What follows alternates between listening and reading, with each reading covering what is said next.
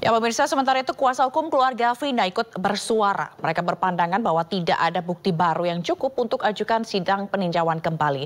Sementara ayahanda Eki, Ibtu Rudiana membantah sejumlah kesaksian dalam sidang PK Sakatatal. Di mana tidak ada nopum. Tidak ada nopum.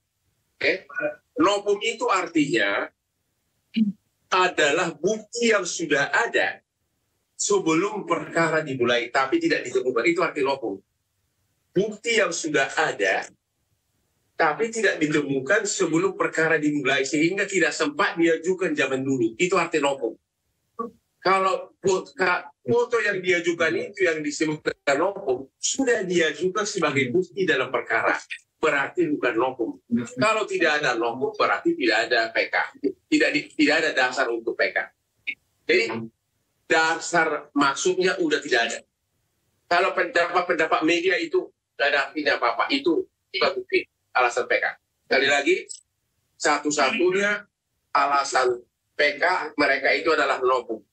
Nopum artinya bukti yang sudah ada sebelum perkara diajukan ke pengadilan, tapi tidak ditemukan sehingga tidak dijadikan barang bukti, itu arti nopum. Kalau bukti itu sudah diajukan sebagai bukti, maka itu bukan nopum dan oleh karenanya PK harus ditolak. Yang kedua, mereka mendalilkan ada itulah foto dari almarhumah Vina sama Eki, di mana disebutkan karena tidak ada luka-luka, artinya mulus gitu loh. Dan oleh mereka menganggap itu adalah merupakan bukti korban kecelakaan.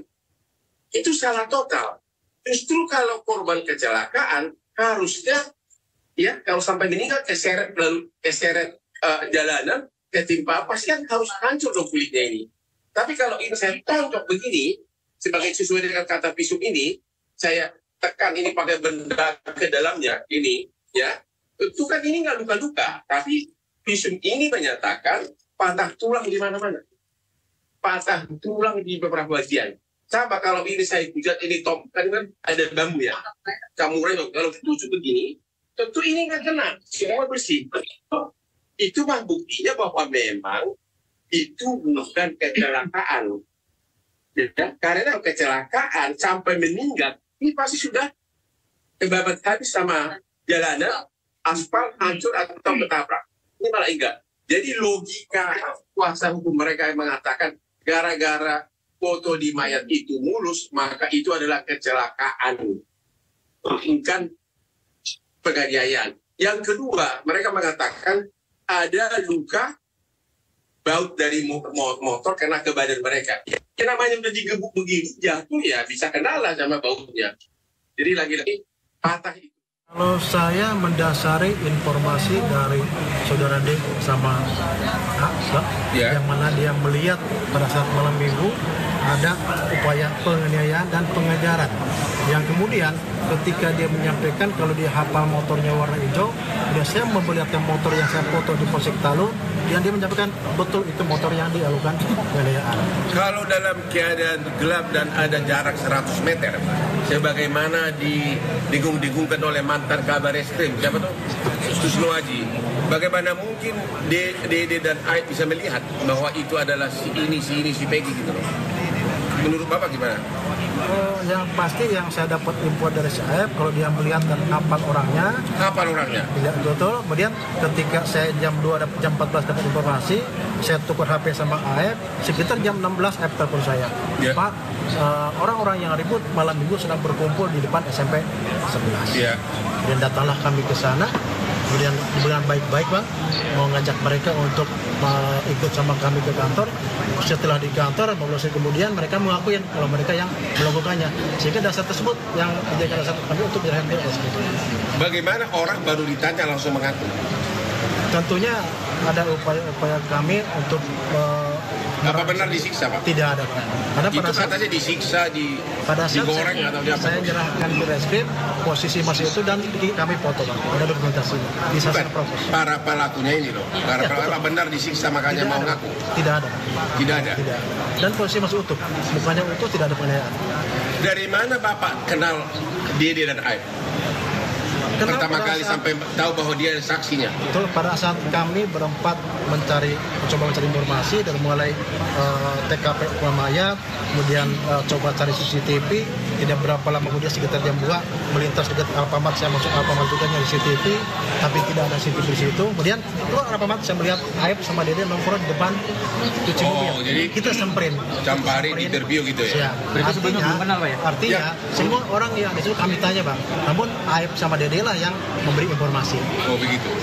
CCTV di mana sekarang? Itu ditanyain orang juga? Ya, CCTV yang di Perumahan Degadan memang sempat saya lihat, namun posisi CCTV tidak jelas mengarah ke jalan raya, cuma mengarah ke perumahan depan, Perumahan Degadan, dan itu sudah saya sampaikan ke penyidik. Karena tapi di CCTV kelihatan nggak ada penganiayaan? CCTV tidak mengarah ke flyover, mengarah ke jalan raya aja, tidak melihat jelas. Dan saya tidak mengambil karena semua begini Pak. Oke, Bapak yakin nggak bahwa 3 yang fiktif ini bukan fiktif? Karena 2 yang DPO itu di dalam BAP, ada semua BAP di sini mengatakan mereka lah yang membawa mayat ke flyover agar kelihatan seolah-olah kecelakaan. Yaitu 2 DPO itu. Bagaimana Pak? Bapak yakin nggak bahwa itu bukan fiktif? Ada tidak? Yang DPO Pak? Ya, kan di BAP dikatakan yang membawa mayat itu ke flyover, meletakkan di flyover agar kelihatan seolah-olah kecelakaan adalah 2 nama yang DPO ini. Siapa namanya? Andi sama Dani Bang. Siapa? Andi dan Dani. Nah, menurut Bapak gimana? Kaitan keterangan para terpidana, saya tidak baca tes Bang. Cuman yang saya tahu pada saat menggali informasi dari mereka bahwa menyebutkan di antaranya 3 orang yang belum diamankan, di si Dani, si Peggy alias Corong, satu lagi si Dani, Andi sama Peggy alias Perong. Jadi cuma sekedar menyebutkan nama dan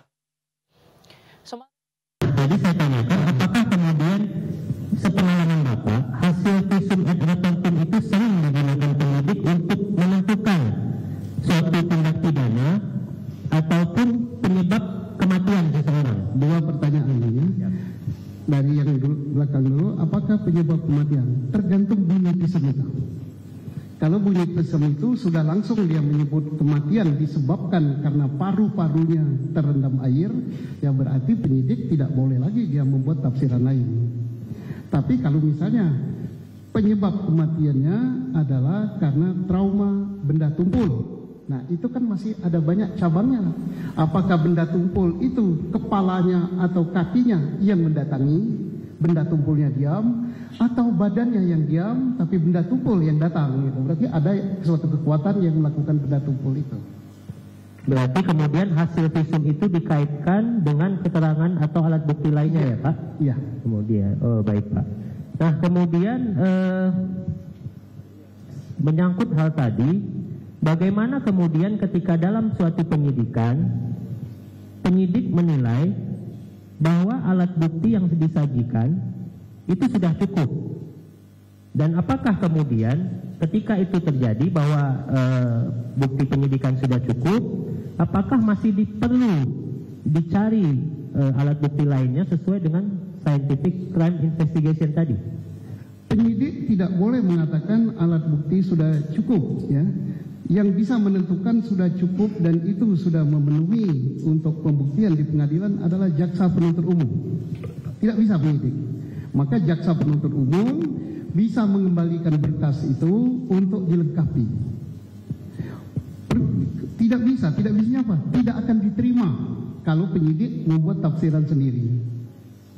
Nah, kemudian tadi terkait dengan visum, apakah visum itu biasanya dimintakan oleh Polri kepada dokter atau bagaimana Pak secara otomatis? Visum itu apalagi visum luar dalam ya, itu dimintakan kan menurut hukum acara kita kan oleh penyidik kan, oleh penyidik. Jadi tidak bisa semua orang buat visum, tidak bisa.